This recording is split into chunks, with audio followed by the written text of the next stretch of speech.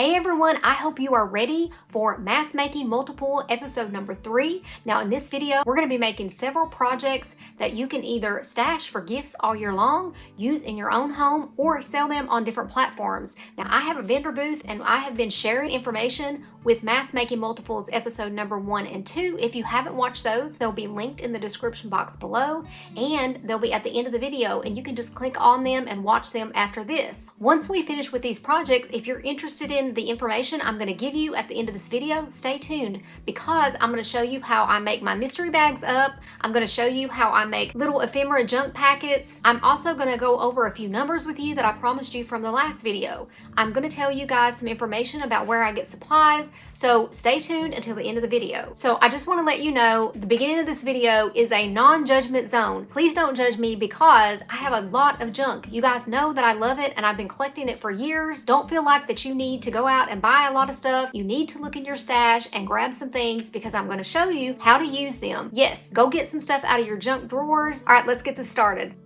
Oh my gosh, you guys, this project right here, I could have made so many of these, but I just had to stop. So I'm showing you a few things here that you can buy new to make this type of project with. These are Tim Holtz brands, some of his older, newer stuff. I've collected this stuff for a few years and I have these in packages, but I'm not going to use these. We're going to use some I've already gotten out of the packages, but I wanted to show you if you don't have vintage items or junk drawer items, you definitely can purchase things that will look cool and give that vintage vibe.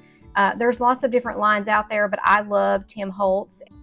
I've bought them from different places. One of the cheapest places you can get them is michaels.com or joann.com. They'll have half off. Now I'm just showing you some photos here that are definitely vintage and some frames, other things that we might use. What we're going to be doing is using some old frames that I've thrifted to make some collage, assemblage type stuff. And if you love this kind of thing, then this is going to be your cup of tea. So what we're going to do is use some of these items to make up little vignettes, maybe, I'm not sure, or collages. There's different things you can call them, but I'm just showing you things that I have in my stash that maybe you might have. New stuff, old stuff, junk stuff, game pieces, buttons, keys. Grab anything that you can find to use to make these things that you already have on hand. I'm showing you scrapbook paper. You can definitely cut out little things to do that with. I got this at Michael's during Halloween. I'm trying to think of, there's just so many different things. Oh, this is some mail that I got with all these stamps. I thought these would be cool to cut out. Definitely think outside the box when it comes to this type of artwork, which is basically what we're going to be making here. Now I'm going to show you some of the bases we're going to be using for this. I don't want to leave out my Dollar Tree people. I've definitely had people saying, listen, I have a lot of Dollar Tree stuff. I want to know what to do with it. I've collected it. So this is something you're going to see. I'm showing you some mirrors, thrifted frames. Now we're going to pull out some Dollar Tree stuff. You can use those little crates. These are really cool boxes. You can use them to do this kind of thing. Those little houses. These frames, these octagon shapes. So if you have any of this Dollar Tree stuff, pull it out and use these too. These are sturdy enough to do this kind of project on. I'm going to start out using this frame that I don't have any glass, and it actually has a pretty deep place in it that's hollow that needs some padding. So what I did was I grabbed some old already used cardboard and I'm just going to trace around the back of this. That doesn't pop out. So we need something to go inside of there to make it thicker. So I grabbed this cardboard I've been using to paint on and different things. You're not going to be able to see any of this. So make sure it's a sturdy piece. It doesn't matter what it looks like. So I'm just using that to trim around, and then I'm going to use my like an X-Acto or cutting knife and just cut around that to make this a thicker piece. What I did was I found a piece of scrapbook paper that I thought would be great background for these gorgeous green S&H green stamps. Now these were something my mom had and collected when I was a kid, and she would spin them to get things for our house. So when I came upon these, I had to keep them and put them in. I used to use some to make junk journals, but I have these left and I want to use them in this collage to showcase them. I went ahead and just started laying different things out to kind of see how I wanted this to look. And once I got it how I wanted it, I took a photo of it with my phone, and then I added my background to my frame. You definitely can wait and do it inside of the frame. I'm not sure why I did it like that, but I do want to leave some of this in here to show you my process on moving pieces around until I get it the way that I want it. I wanted to mention the large rose is an old Victorian scrapbook paper out of it's a piece of ephemera out of a Victorian book, and the vintage metal tag that has some green paint around it, black and silver with I think 116 if I'm seeing that correct, was an old locker tag. I bought a lot of those, of maybe like 10 pieces, and then that was a domino, that's a vintage domino, a vintage bingo, wooden bingo number. That's a reproduction ticket from Tim Holtz.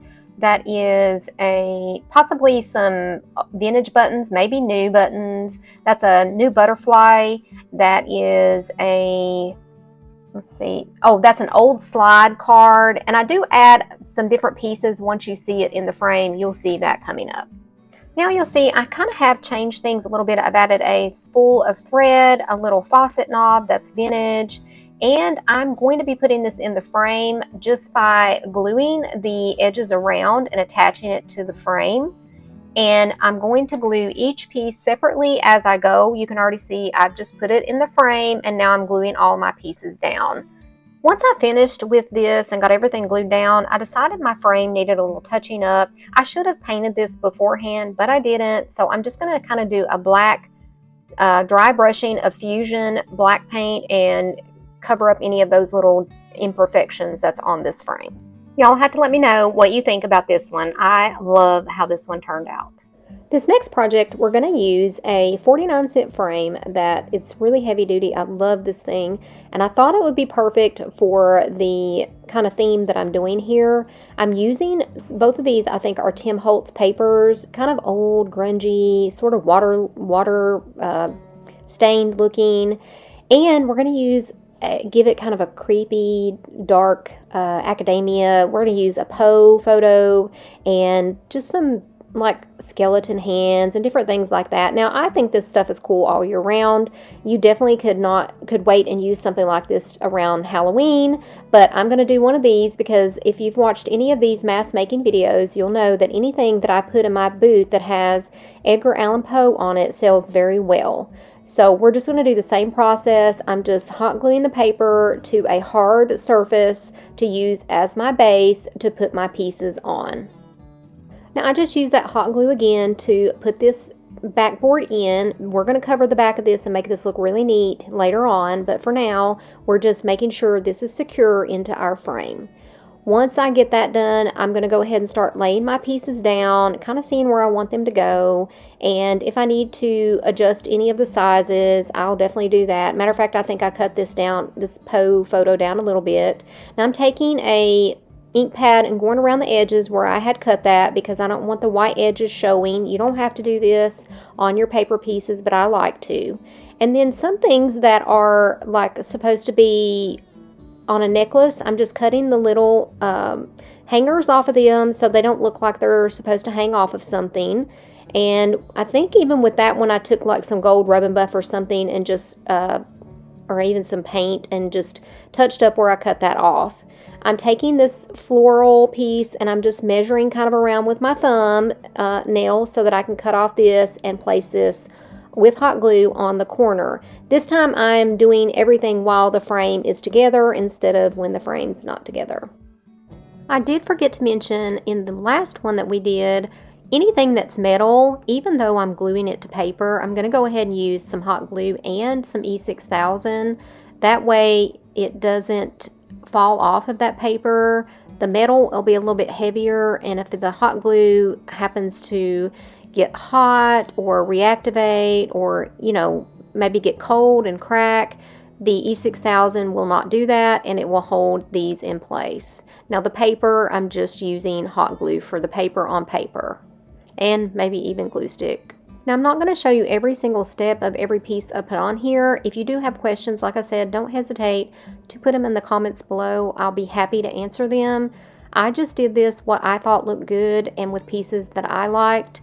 I really especially love this piece I'm getting ready to use right now. It's like from an old dresser, and I added this key, which is a Tim Holtz key, and it has says a word like heart or something on it, but I just flipped that around and used the back side that didn't say anything and added the number 13 as another piece of metal on top of it. That's what I like doing, really just building layer on top of layer with these metal pieces. It's so much fun. Now I have another one of these coming up that I think you all will definitely get some use out of, especially if you have someone in the service. And I have one that is really simple that you may have these things definitely in your stash. I can't wait to show you those. But before we get to those, I am going to go around this one with some gold rub and buff. I just felt like this frame definitely called for it. I did not do that on the last frame. I love the classic black, but this one definitely, the rub and buff made a huge difference. Let me know what you think about this one. Now don't forget, if you want more information about things that I sell in my booth and the profits I've made, stay until the end. This next one I think you guys are really going to enjoy because it is a little bit more simple and things you may have definitely in your stash. So I have this gold frame that has this little clip you could clip a photo on, but I thought that we would go ahead and take that clip off and add some music paper on top of this black board, and the music paper is going to be our background. Now I did the same thing by cutting this down and gluing it to that board, and now we're going to be adding a part of a doily. This one was damaged and I cut a piece off of it, but we don't need the whole thing. I just want it to be kind of a corner, so we're going to cut that down and glue that with hot glue to the music paper. Once I get that finished, I'm going to go ahead and glue the frame onto this and just work from this already framed. I needed to get that doily on before I add this to my frame. I'm just using the same method of hot glue around the frame to secure that backing. Now that we have our backing on there, I'm going to go ahead and add the pieces to this, kind of like I did the last two. I am using a vintage medallion that came off of a piece of furniture, I think. I'm just assuming. But I bought it in a big lot of different furniture metals, like handles. So that piece is definitely vintage. And then I'm going to use this little telephone and key. These are definitely reproductions, but I think they just go so well. I think this is gorgeous with that stand on the back of it. You could just sit this in a little vignette or on your sewing machine. Oh, I just think it's so adorable. Now, after I get all these put together and how I want them, I am going to use, if I haven't already, some vintage gold rub and buff to kind of tone back the gold on the frame. I absolutely love making these kind of projects, and I would love to sit down and make about 20 of these up at one time. I really love to put a few things in my booth, and as they sell, then put a few more. I don't put mass makings of a lot of things in my booth. I try to, and if I do, I scatter them throughout the booth. I don't just pile them on top of each other. Sometimes I will, but mostly I kind of scatter them. That just makes them seem more special and more unique. Plus, it shows people how they can fit into different parts or different decor and different vignettes. Now, because this doesn't really have anything majorly special and it's got just a few little pieces compared to the other ones, I will price this one at probably $11.95 to $12.95 for my booth. Now, this next one, I love it. If you guys have anybody that is in the service, these are great things to do for servicemen.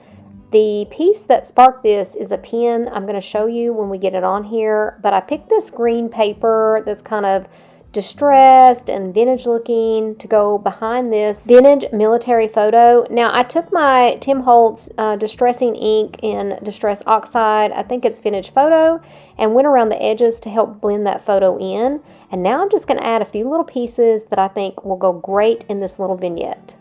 Now, we're doing this one just like we did the other ones. We've put a piece of cardboard on the back, and we're going to glue this into the frame and get to work on it.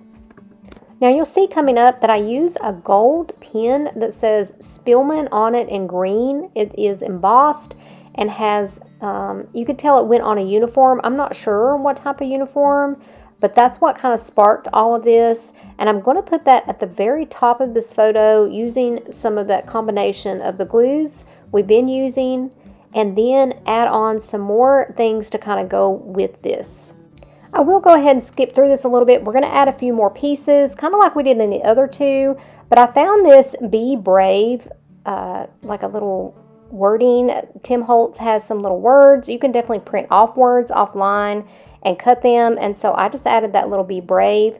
It was a little bright, so I took some of that distress ink and just kind of made it look a little aged and roughed it up a little bit with my sander so it would kind of look vintage because it just looked real new, and then glued it down there on the photo. We had to add some of that rub and buff because of the gold in this, and because there is a vintage button and that Spielman tag plus the photo. I will be charging $22.95 for this because any type of military stuff sells very well in my booth. This next project, we are going to work on these little statues. Now, these are everywhere, you all. You may have some in your collection, and although these are very gorgeous, they do not sell very well the way they are. And you can pick these up for around $1 to $1.50 a piece. Sometimes even for free, depending on if it's people that you know that's getting rid of little whatnots, which is what these are called. Figurines, for me, do not sell well, so we're going to do something that's going to help these sell. So if you have any of these in your stash, go ahead and go grab them. I want a very dark brown, so I'm getting like an espresso or dark chocolate cover by mixing a brown and a black paint together. You can use any kind of paint, but I'm using the DIY clay paint. It's going to cover these really well and give some texture because we're going to turn these into some bronze statues with coloring, so wait till you see what we do with these. I'm just showing you here, this is my inspiration piece. She's a statue I found at a thrift store, and I really want to use her to get my own colors going on these statues. Oh gosh, wait till you guys see this. So I'm putting a good coat of all of these of this paint on all of these, getting it really good and thick. I've got my little girl, I've got her almost covered, and I have a big boom. Bless her little heart, she got broke. I dropped her. So moving forward, I tried to paint not holding them up so high. I did replace her with another one because my brother got me like 20 of these things for I think $2, something crazy. I had to break out the gloves because this is messy. You know, you're trying to cover every single thing with this paint, and I had it all over me, so gloves definitely made a difference in painting these. Now we've let these dry very well. What I want to do is add some like chocolate bronze color to these. I'm just showing you how they look. I mean, they're very dark, which is what we want, but we didn't want them to be black. We wanted them to be a really, really dark brown to start with. So I grab some of my Folk Art metallic bronze paint, and I go ahead and give a good bronzing color over these. Just brushing, not the whole thing, but a lot of the pieces. We definitely want to let this step dry as well. Now this is definitely a few step processes, and there are different ways that you can get a bronze look or a copper look. Just do what, oh gosh, you all, it's like 5 o'clock in the morning, so of course I'm recording, and it's fine. It's my time. I love this, but I can't talk, so do whichever process works for you. This is just what I'm doing to get my bronze look, and I want similar to my little girl, well, my big girl statue. Our next step can definitely be used with lots of different colors in the blue and green family, and I chose to use my DIY design diary, Debbie's design diary, in Farm Fresh. It's like a greenish blue, but it's muted, and it's perfect to make these statues look like they have that patina on them. So we're just going to use that and use it watered down with a spray bottle to kind of get in all the cracks and crevices and give us that gorgeous blue-green look. Now I'm just showing you here a couple other of the kind of aquas and blues that you could use for this process. We're going to take some of that Farm Fresh and just get it out of the container and put it in this little plastic bowl that I've been using. That other paint is dry, so it's not going to hurt anything. And then we're going to spray some water in there and mix that in really good and get it good and watered down before we start using it, because we're going to go ahead and use our spray bottle in conjunction, but the paint needs to be thinner even before we spray the statues with the spray bottle. I just start taking the paint at the very top of my statue and kind of dabbing it in areas that I want it to go in. Now you can definitely make sure that you dab this around the eyes, in the crevices, all those areas, and spray it with the water once you get done. and let those that color kind of drip down and continue to get in all of the other cracks. And I just keep doing this over and over until I get the look that I want.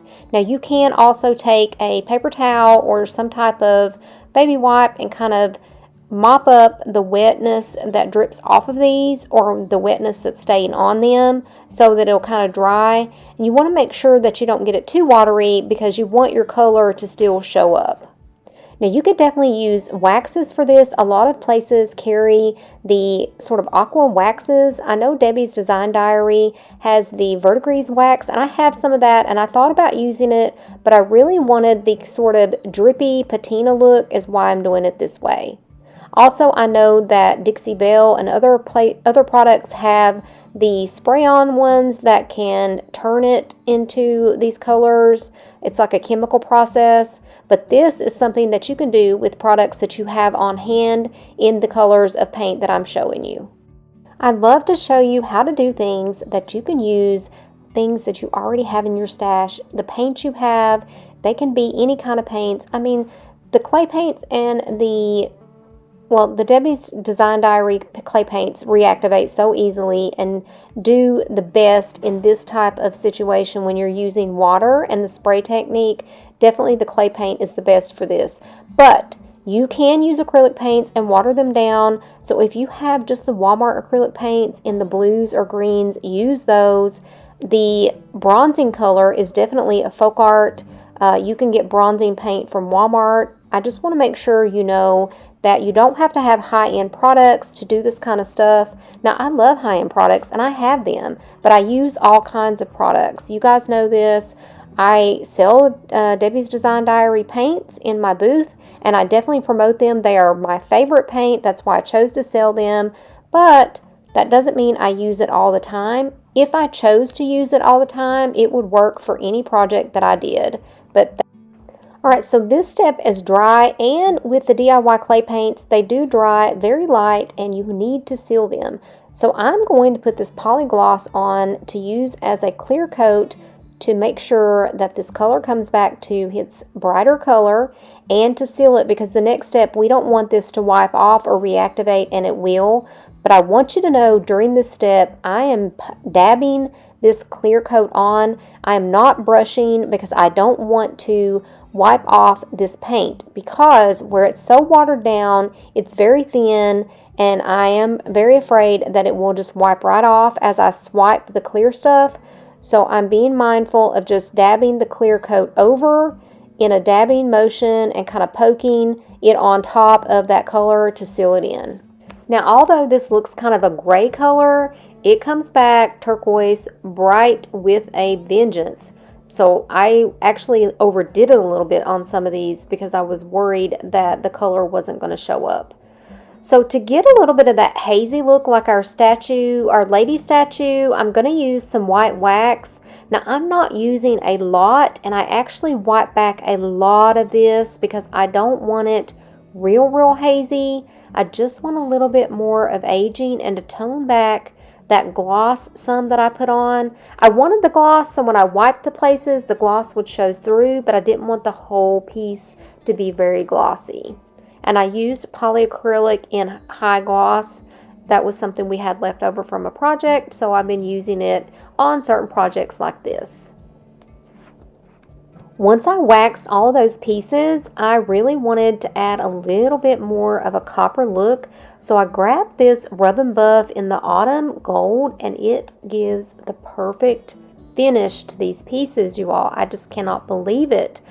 I am in love. So what I did was I just used my finger and swiped like on the edges of things, like the brim of the hats, the little arms, the little on the feet, just crevices, and oh, I just love how it turned out. I can't wait to hear what you all think about these. I know it's a few steps, but just think of all the old statues that aren't selling, or these little whatnots that you get, that you can turn these into something that someone will buy that can go with anything. This stuff kind of is like brass to me. People love brass because it just matches and just goes with anything. And I truly believe these pieces will sell and sell well. We'll see. I've never done these before for my booth, but if they do, I'm going to continue to take the ones that people are giving away and get them for 50 cents and $1 and make these over. I love how these turned out. I can't wait to hear what you guys think about these.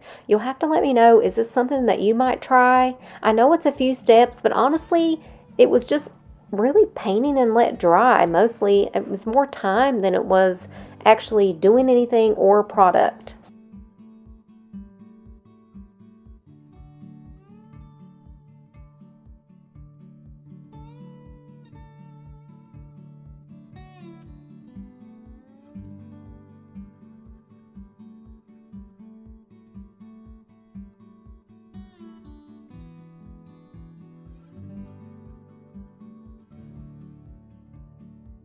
Our next project is going to be really easy and only require a few things. Now I want you to go ahead and get into your stash and grab some old wood pieces or just some scrap wood, or even some pieces that are flat that you can decoupage over from Dollar Tree.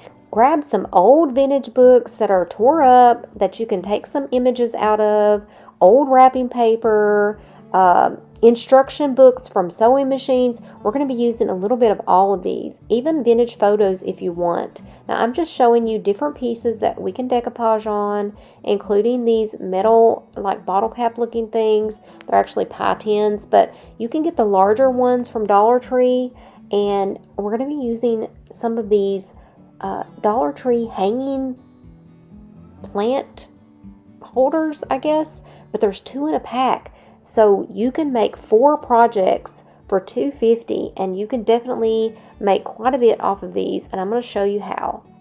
Now my family's always looking out for me junk and things that I love, and my dad found me a huge box of this old vintage ephemera and books and magazines and calendars. I'm just showing you here. I have this vintage I think it's a thermos set in the plaid bag. I love that ad. I couldn't believe I found that. I've just chosen a few images from that. So what we're going to use here is this gorgeous little wood frame. I think this is like a Hobby Lobby piece, and it is very pretty, but we're going to be putting this beautiful fashion page out of that one of those parade magazines. But what I want to do first is paint the background black. Now I saw someone do this, and honestly, I'm not sure. It was somebody that I was watching. I am sorry, but it was not my idea. If you have an ad that's two-sided and you want to use one side, go ahead and paint your background black. The images and the wording on the opposite side will not show up with a black background, and it's true. I'm doing it now for the first time, and it absolutely works. Now I just took a glue stick and went over all of that black paint once it dried, and I'm just going to smooth this down over the glue stick. I decided to cut this wording and little snippet off of the page that went with these fashion dresses ad, and I'm taking some black paint and just kind of outlining it because I want it to pop off the page a little bit. And then I take that same black and go around all the edges of the image around near the frame so that it kind of blends in and doesn't have such a harsh cutout look around it. And I'm just using the glue stick to do this. And then I finish up with that black paint around those edges. You all have to let me know what you think about this one. Don't hesitate to pull vintage ads out and either put them in sleeves to sell or add them onto projects to make projects to sell or to gift. People love vintage images, especially for memories. Now for this next part of this project, I really wanted to use some of these little pie tins, and this one that I decided to use was a non-stick, so it was very slick, and I needed to make sure I used glue that would work. So I grabbed the E6000, of course with the hot glue, and the first thing I did was paint the little black plate that goes in here black, like for our background. And I'm taking it and just kind of going over the horse where I want it, and then I'm going to cut that horse out to go on the back of this plate. Now because I already have a coat of paint on the little plate, I'm only using a glue stick and the image will stick fine to that. Then I'm just going to take my Mod Podge roller and smooth that out. I'm going to use my little finger sander and sand those edges and then take some black paint and go around this image. I just had to buy me a new finger sander. My other one got pretty gross, but I do keep it as a backup because I just misplace things all the time. Painted that inner rim black and I'm letting that completely dry, and now I'm adding some E6000 and just a tad of hot glue. E6000 is the biggest part that I need on here to make sure that this piece sticks. I am out of frame here. I'm sorry. I just got a different camera. I've used my iPad mini forever, and I decided to buy an actual camera.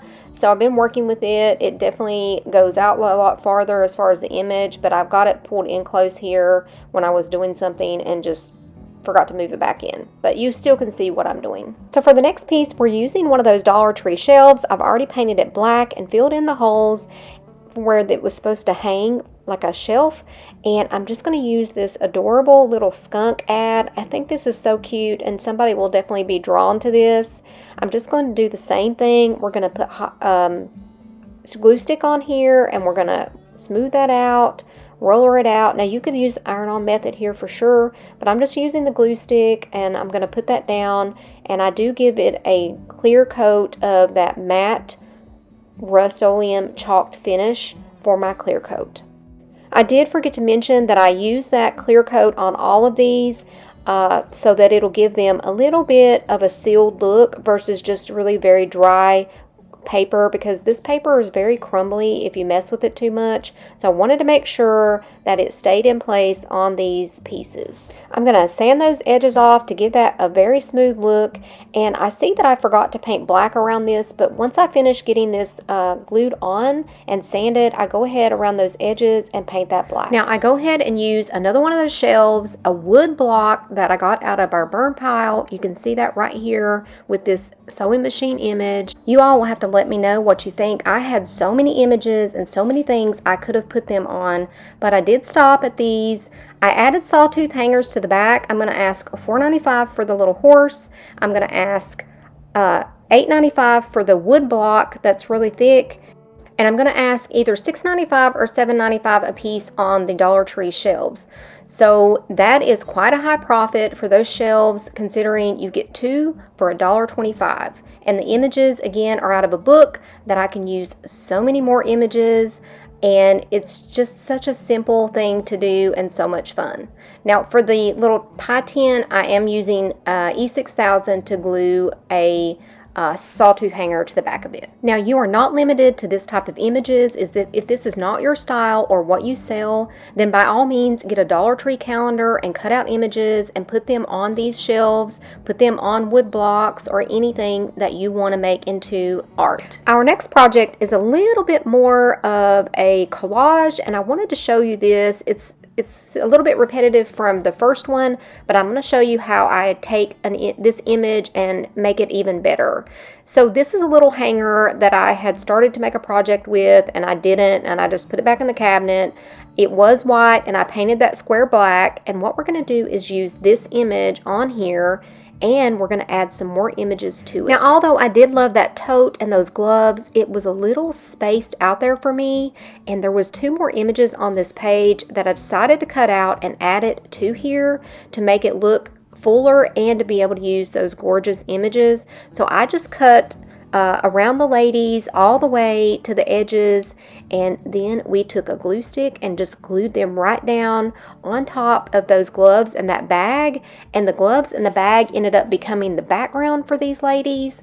And I think that this turned out so gorgeous with those extra images. And we're going to add a little one of those Tim Holtz word strips to this so that it can say something kind of cool to go with these beautiful women. Once I trimmed up around my image, it was a little bit short and showed some of that black, so I just grabbed some more of that pink background and cut a strip and added to it, and then used my glue stick to glue it down. You're not going to be able to see that split because we're going to be covering that with these ladies, so we're doing a little bit of a puzzle piecing here to get this to fit the whole little rectangle block. I just use my glue stick and glue them down, and then I take this little tool and kind of trim around them. I go ahead and add black all the way around, and I don't show it. I add that word piece, and then I do add some gold rub and buff, but this one I'm a little on the fence with the rub and buff. You guys will have to let me know if you don't like it. I'm thinking about just putting it straight back to the plain black before I put it in my booth. But I do remove that little janky bow up there, add a little bit of rub and buff to that black wire, and I will probably put $10.95 on this. I think I paid $2 for this little frame, maybe $1. So other than my time and what little bit of product I use, you know, it's a pretty good profit. Now this is the last project. If you don't want more information about what I do and how I sell things, you will want to go ahead and stop the video now, but hopefully you'll stay and maybe learn something new or just enjoy the content. Now what I'm showing you is I did finish off the back of these pieces of art that we made earlier.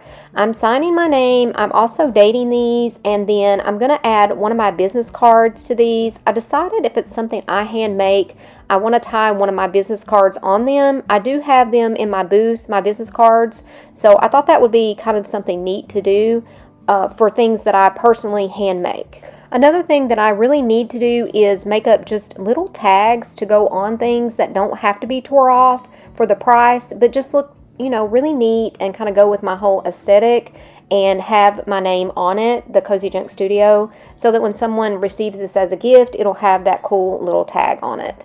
I just haven't took the time to do it. The next part of this video, I'm going to show you how I make up things for my vendor booth. To start this part out, I'm showing you some of the things that I'm going to be using, including the plastic bags, these little sticky hangers. I like to hang mine on a pegboard on the pegs, so I want them to be able to just pick off what they want. Some of the bags will have holes in them. You can definitely hang them that way, but then they have to take every one off to get to the one that they want because they're all different. I'm going to go through some of these products and show you. This set of dominoes is not selling but for a few dollars, and it will be more profitable to me if I split it up and put it in my little ephemera packs. So I'm going to use it for this type of stuff. I also will use those to put in my craft mystery bags. Now I'm just showing you cards that I might put in there, little pieces of ephemera, new stuff, old stuff, stickers from Temu or Amazon. People love this, and I try to make my packs color themed or, you know, kind of go together to make them more pleasing to the eye. You can definitely do them random or however you want. So how I start making my packs out in the beginning is I will get my bag and I will get a very large piece of ephemera so that it holds my bag the way that I want it. Now a lot of this stuff is not actual ephemera, I'm just calling it that. Ephemera is a piece, usually it's something that's used. It is either a receipt, a ticket, a train ticket, something like that. Maybe a brochure you got from somewhere you went, but we're just going to call these ephemera for the sake of it. So I will get that piece, and so it holds my bag, and then I start adding my colors and the things that I want to add in here. Now you're probably looking at this stuff and thinking, what is people going to use this for? Well, they use it for a lot of things. They'll use them in junk journals, craft projects. Kids love these little bags to go through and find little treasures that they can look at or put on their mirror at home. So don't think that this stuff isn't going to sell. I just started putting these in my booth about a month ago, and they started selling immediately. I've made these before to sell when I sold stuff for junk journals, and that's kind of how I got the idea. People that make junk journals love this kind of stuff, and even people that use regular journals will put this in for an extra touch to make it unique and their own. So I like to put a person or a photo in every pack, and I use these Tim Holtz ones, even though they're not vintage, because they look vintage. And a lot of this stuff is not vintage. It doesn't matter. It's all mixed. Some of these are guest checks from like a restaurant. These are library cards that have been dyed. You can still buy library cards on Amazon. And the thing about it is, this stuff is pennies on the dollar, and then when you put it together in a pack, like this pack will be $3.25, it's very profitable. I mean, you're making a lot of money off of small items. So, and I love this. This is my jam. I love putting things together. I love making things look pleasing to the eye. I also make sure the back of my package looks as good as the front. Now generally I put about 15 to 25 pieces in these packs, and if I put up to 25, sometimes I will charge for 25. It really just depends. I want to give you guys an idea because I've had a lot of people comment about they've bought a lot of Dollar Tree items and they don't know what to do with them. Do you have those large wall stickers that has the tiny ones on them? Do you have packs of rub-ons? Do you have packs of stickers? Did you buy puzzle pieces because you were going to use them in a project? Do you have book pages from the Dollar Tree books? Take those and put them together and make these packs to sell in your space, because people will buy them and you're making money off of something you already have. Or maybe you just want to start doing this and you don't want to spend a lot of money. You can buy things at Dollar Tree and you can curate them into looking like something that is gorgeous, that is themed. Maybe you have a Dollar Tree calendar that has cows on it. You cut out a cow image and then you add a lot of black and white things like a black and white dice. You add black and white stickers. I mean, the ideas are insane, you all, on this kind of stuff. You can make larger packs and charge more money. So this is fun to me. I enjoy this and I wanted to share this with you all because I've had a lot of questions about it. All right, so we've got our pack together and now we're adding one of the little hangers and that one's done. I'm going to move on, and generally when I sit down and do these, I make at least 20 of these up at a time because, of course, I love it, and it is time-saving instead of making one pack up here and one pack up there. I get all my stuff out, I get them in little bins, and then these bins stack on top of each other even though they don't have lids, so I just stack everything up, stick it in the cabinet, and when I'm running low, I grab them all back out and I start over. Now, with my packs, I like to have paper, metal, some wood sometimes, buttons, little dice, keys, anything like that I love to have in here. Stickers for sure. And again, Dollar Tree carries buttons. They carry little wood pieces. They carry games with dice in them, little figures, so many things I could think of, you all. My niece gave me like 30 games, board games, and we kept a lot of them because we love to play games. But I took apart the ones that we would not play, and I knew that either had missing pieces. I got so many dice.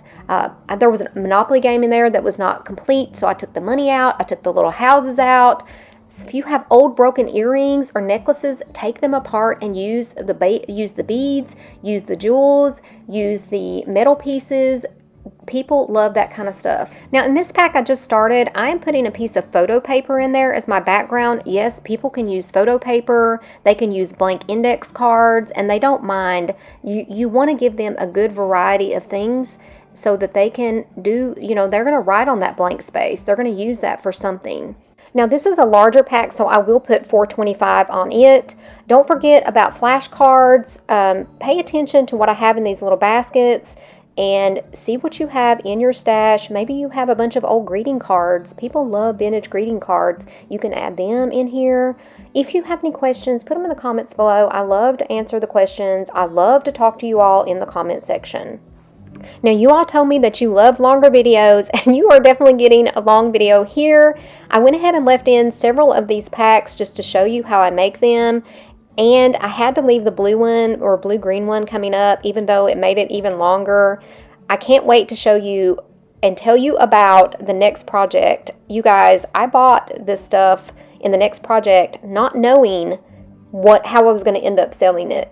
I'm excited to tell you the story about it because the money there is just insane to me. Now, it's not crazy, but it's still, okay, we'll talk about it. We'll talk about it coming up. So while we finish making up some more of these, we're almost to the last one, the blue-green one's coming up. I wanted to tell you guys a few little things. So when I first started my vendor booth, the one actually in Hickory, people thought I was crazy, okay? They didn't tell me right away. Actually, it was after I started selling and, they would come by and talk to me. And then once they got to know me, they were like, when you first started putting stuff in your booth, I was like, oh, poor little thing. I swear that's what one lady told me. She said, I felt so bad for you. And she said, because you just didn't have that much stuff. It was a lot of small things and you never had anything big. I just didn't think you were going to make it. Now, that's what she told me, which was fine. You know, you don't know until you talk to someone. Now, she has a booth there and it's quite large, and she has a lot of furniture pieces, a lot of smalls. She has a big variety. Her stuff is really expensive, and I'm not saying it's not worth it for sure, because she's got some nice pieces. But my booth, I do it different. I don't price a lot of things very, very high because I want them to move fast. I am a yard sale, flea market girl at heart, and I don't want to sit on my items for 6 months or a year. I'm just not going to do it. If it's the price is the problem. So I only buy things that I know I can move in a decent amount of time and I can sell for a price that's not going to take it a while to sell. So let's get back to the lady. So I told her, I said, my goal overall, once I get this down, is to clear, after everything, $1,000 a month. I think for part-time, that's a great number. You know, she looked at me and she was like, that's a lot of money. And I was thinking, don't you make that much with the booth that you have and the product, you know, the products that you have? Maybe she does, and she was just plain, you know, coy about it. But to me, that's a decent amount of money to clear part-time. Of course, if I make more, wonderful. So we talked a little bit more, and she was talking about some of the items that I have in my booth. And at that time, I had, you know, some things similar to this, but I didn't have these packets. It was just things that you wouldn't really see in like a vendor booth or an antique mall. Now, we're not true antique. You can have vintage, antique, new, but you're not going to go in there and sell a bunch of like Dollar Tree stuff. That's just not the vibe. If it's a piece here and there that kind of escalates your aesthetic, it's not a problem. And I do sell the stickers, and those are not a problem, but that's about the size of it. So anyways, you know, we got to talking a little bit later, and you know, we started talking profits and numbers, and she was so surprised at what I made. And again, this is not huge money, but it's profitable. She was so surprised at what I was making off of small stuff.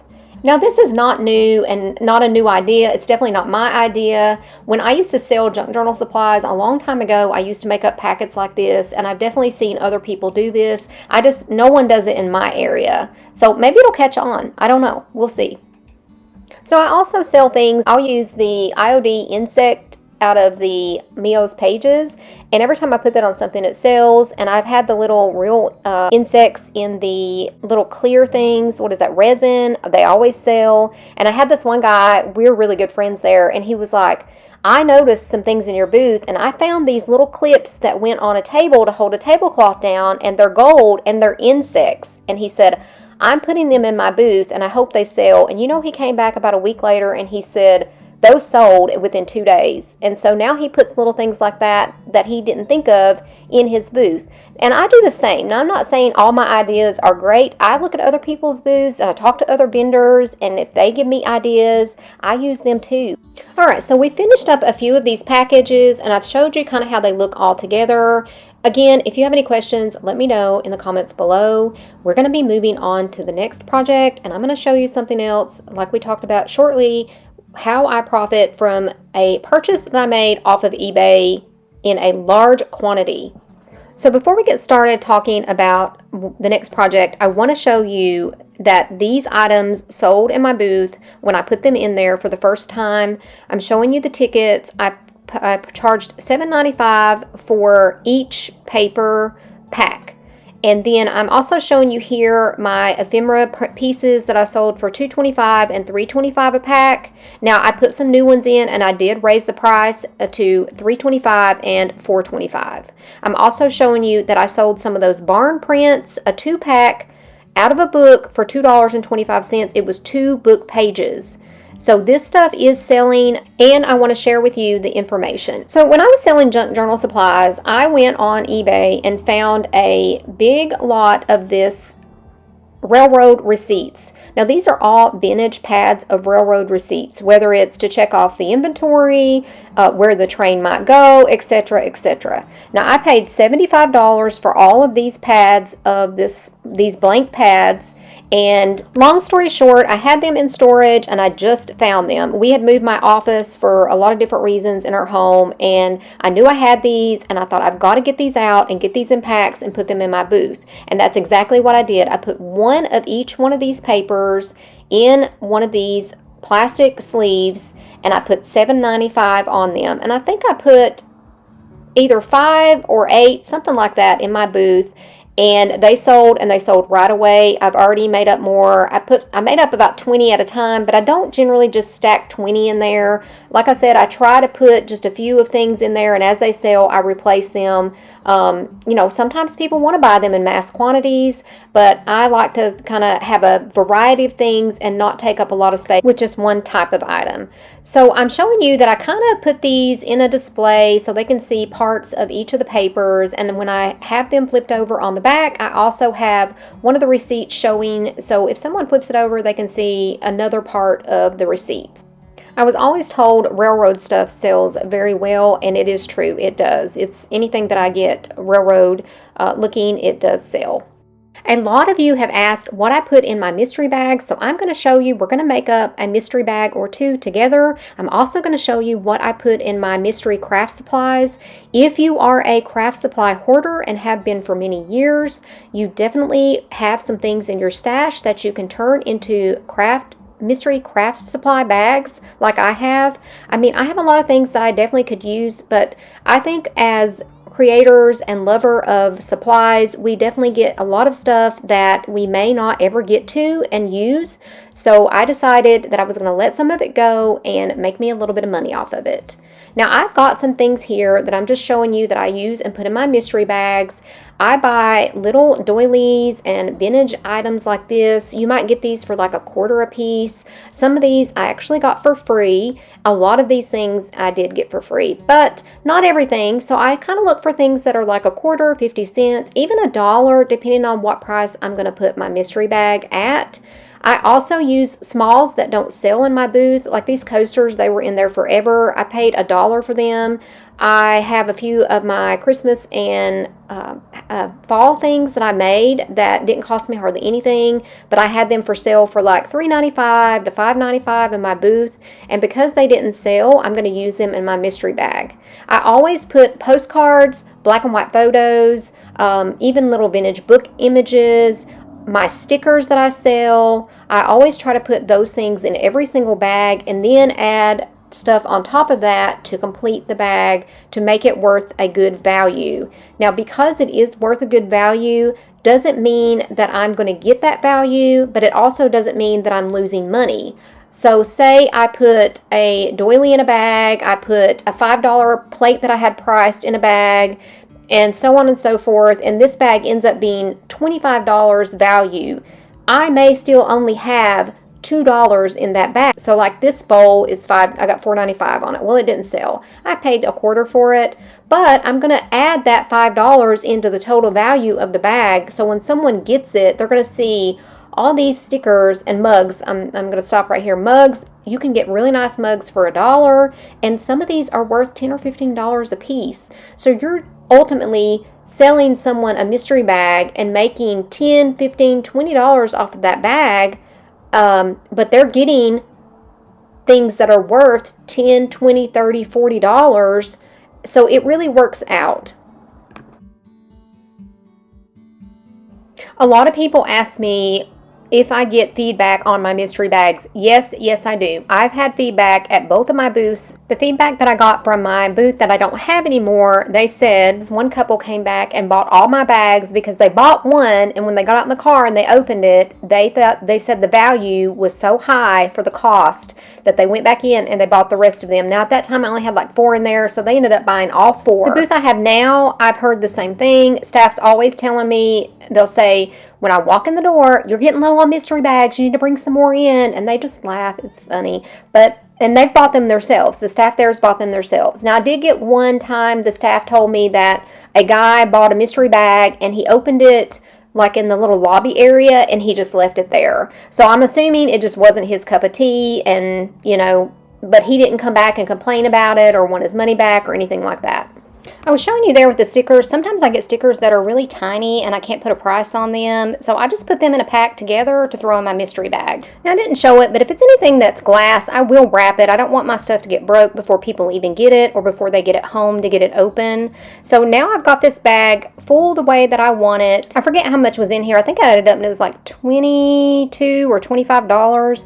What I do is I will staple the tops of my bag, and then I take packing tape and a tape around them because I don't want people ripping my bags open. I mean, I don't care that they want to know what's inside, but if they rip them open, then it's just no fun for anyone. So I make sure they're really secure before I put them in my booth. For right now, I just write the prices on my bags with a Sharpie marker, and I put one of my tags on there. Sometimes I will tie a little ribbon or put some stickers on them. I would like to eventually make labels, really neat labels for the mystery bags, but I just haven't done that yet. So this one I'm going to put $12 on. I rarely put over $15 on a mystery bag unless it's a really big gift bag, and then I might put $20, or if it's a box, I'll put $25 on it.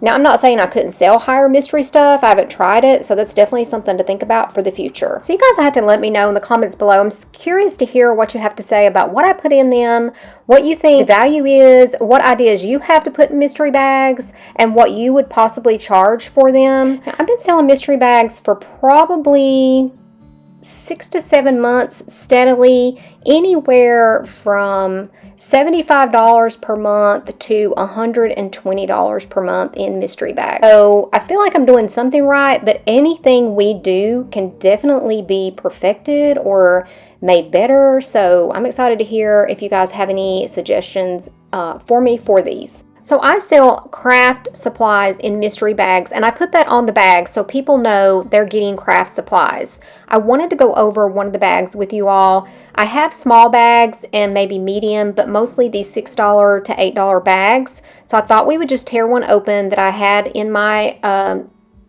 junk room ready to go in my booth, because like I said, I make up a lot of them at a time, and go through some of the things. So here's just a packet of seed beads. These are some Stampin' Up! Stamps. I'll tell you about those in a minute. These are just like some old keys and old medals. These are more of that type of stuff, wood pieces, vintage pieces. This is some little beads, like a mixed media stuff. I try to put little things of glitter. This is some ribbon and twine, and then I always put some napkins in these bags. It gives somebody a good little start on adding to their stash. So let's talk about those Stampin' Up! Stamps that you saw in here. Those were brand new. About a year and a half ago, I bought 3,000 Stampin' Up! Stamps that were used, brand new. Tons of the cases, the clear cases with stamps that are still new, never even taken out of the pack, never put together, never mounted on the wood, and I don't know how many sets of the brand new flat stamps that takes the clear acrylic block. People literally thought I was crazy, but I knew it was a great deal and I knew there was money to be made. Now, I could buy all kinds of things. I see deals all the time, but I have to limit. I have to know myself that I have a big stash that I need to get through, and I am doing that. I'm doing that with this booth. I'm doing that if I decide to list things in lots. I did sell quite a bit of the stamps on eBay. Some of them were worth quite a bit of money, the stamp sets, especially since they were brand new. And then I sold lots of them, like a whole lot of birthday stamps, a whole lot of maybe hearts. It was a really good opportunity to make some extra money from that much of supplies at such a low cost. I hope you have enjoyed this part of the video. Now we're going to get on to the numbers for October and some other things that I think you all are going to love. Okay, so I hope you guys enjoyed those projects. So what I want to go ahead and start out with is a few little housekeeping things. I've had some people ask me where I get my supplies at for those things that we just made. I showed you how I made the mystery bags and those little junk packets with plastic sleeves. I get all of those from Amazon. Now I do recycle. If I get anything in the mail that has a really nice plastic bag over it, I will keep that and reuse it. And if I get any bags that are the brown bags or just something really cute, I will use those and recycle them and use them for mystery bags as well. So look in your own stash for that kind of stuff, but I make so many that I do have to buy supplies to make them with. So I do order several different sizes from Amazon in those brown and the black bags. I also get my stickers, a lot of them from Amazon or Temu, and I get those sticky hooks from Amazon. Now in my booth, I carry things like the DIY paint line by Debbie's Design Diary. I also carry recycled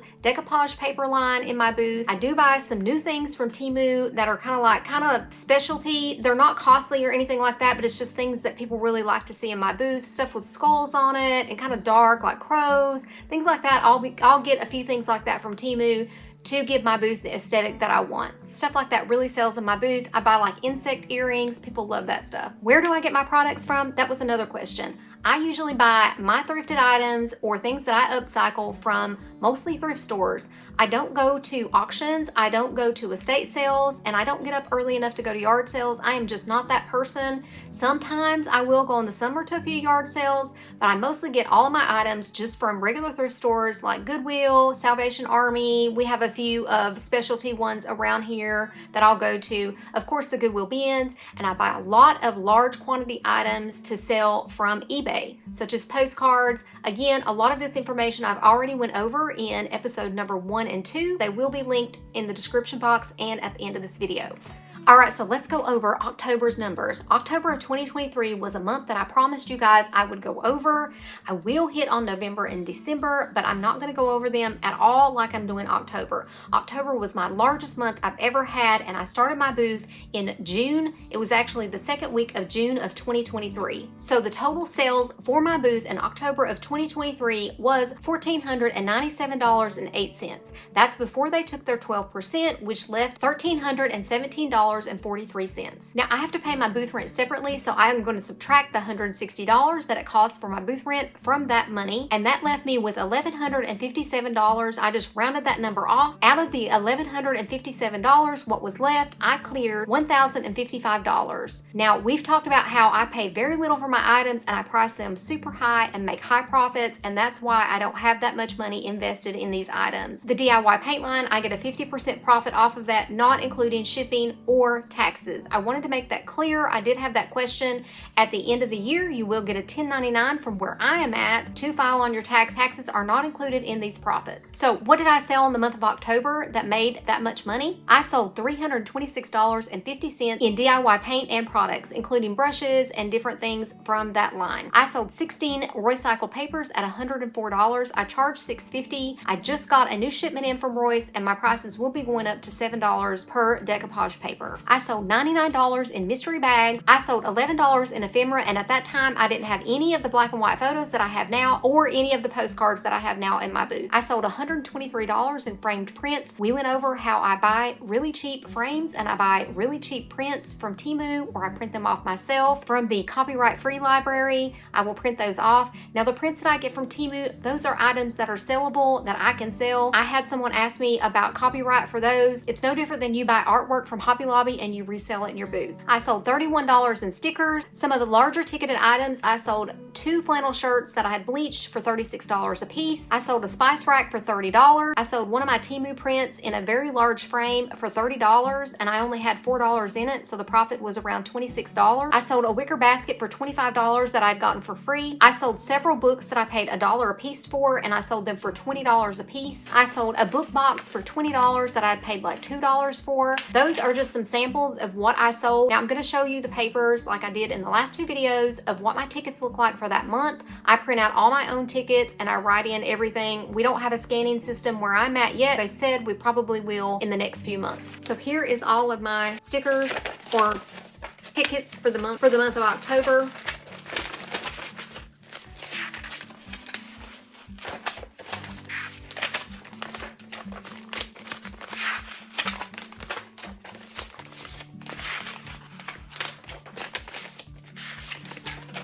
Out of all this, I sold 193 items. That's the most I've ever sold. October was my best month. Now I'm gonna hit on November, December, and January. For those months, in November, I think I cleared around $800 for that month. It was a larger month, but I didn't make as much. And December was, to me, a bomb, but my check was like $642, and I did clear quite a bit of that. January and February so far, my checks have been like $652 and $682. It's been super slow, but they say as soon as tax season hits, hits, it gets really busy. I don't know, we'll see. I've not been here in this vendor mall at this time, so I will be letting you know about that. Now, let's get on to the talk. You guys really loved the coaching that I did in the last video, so let's do some more of that. There are so many of you out there that said, I am going to start selling my stuff. I am getting my stuff together. So I just want to let you know that that makes me so excited for you, and I hope that you are still doing that since we have released episode number 1 and 2. So if you have, let me know in the comments below and keep going. I want to go over something that I think is super valuable to you all, and I'm kind of getting tickled even thinking about it because there are so many of us like this out there. Yes, I want to address the elephant in the room. First of all, I want to ask you guys, do you go and buy craft supplies that you're just going to make all this stuff with and it's just going to be wonderful? You're just going to make so many things and you're so excited about it. Your energy level is so high. You bring home 10 bags. You bring home 10 bags of craft supplies from the Dollar Tree or wherever. Maybe you went to Michael's and bought some of those $1 boxes or $2 boxes, and girl and guy, you guys are just on it. You are going to be making everything. You are so pumped. You walk in your room, you drop them bags, and then all of a sudden you feel like you've been hit by a ton of bricks. And all you can do is go and lay on the couch and watch TV. Yes, that's it. You can't do anything else because you took them into that room that you can't even walk in and you just dropped them on the floor or on top of other things. And now what do? Well, don't feel alone because there's many people out there, myself included, that's done the same thing. I am right there right now. I can barely walk in my art studio. You know why? Over the last 2 weeks, I have been given so much free stuff. I barely got through the first load, and then someone else just gave me another carload yesterday, and I'm like, yes, I'm gonna take that. Oh my God, I can do so much with that. Well, you know what? I already have a ton of stuff that I can do stuff with. But you know what? It's okay. I'm gonna tell you what I do to get through this and how I'm creative, even though this happens to me too. The first step that I do is I go straight to my desk and I clean it off. I clean it off right in the middle of all of that mess, all of that stuff that people have just given me. I don't even think about it. I just go to my desk and I clean it off. And you know what I do? I start creating. I start making things that I have on my list, my next project, my next video, and I get so energized and I get that stuff made, and then I start looking around and I'm like, okay, I've got to get this cleaned up. I've got all these ideas. I've already got it started. I got to get this finished. So then I go to one space, pick a small space. Maybe it's just one little shelf that you're going to start with, or 5 bags that's on the floor, and you get them done. And once that space is done, now you have 2 successes. You may have done this in 1 day and you may have done this in 5 days. But the biggest thing is I get that creative space cleaned off, and then I move to one small area. I get that cleaned up and I move to the next and the next and the next. What I make sure that I don't do while I'm doing this is get sidetracked. You don't want to start cleaning that little shelf off and decide, oh, this piece doesn't go there and it needs to go over here in this drawer. And then you go to that set of drawers and it's a mess and you're like, oh, this has to be organized. No, don't do that. Don't do it, because that's exactly what happens to the rest of us. Get a couple of bins. One of them is going to be for things that I do need to sell. The other ones, it's just things that need to go to the next spaces. I try not to leave that space and go to a bunch of other spaces because of getting distracted. Even if you don't decide to clean off your desk or clean that one space in the way that I do it, as long as you get started, that is the biggest thing, because once you start to organize one little area, that energy level really raises up and makes you want to go ahead and start moving on to the next space or to the next project. I hope that this was also valuable to help you be successful as well as profitable in your creativity, in your space, whether or not you're selling or not. I want these mask making videos to always have something valuable at the end of them, whether it's about things that I'm selling, the numbers I've made, or just things that we all go through as creators. If you like this video, go ahead and give me a thumbs up. Go ahead and comment below. Let me know if you are one of the elephants in the room. You can also share your own tips and tricks on how you keep organized and how you keep creative in the comments below. If you have questions, put them in the comments below, and I will see you in the next video.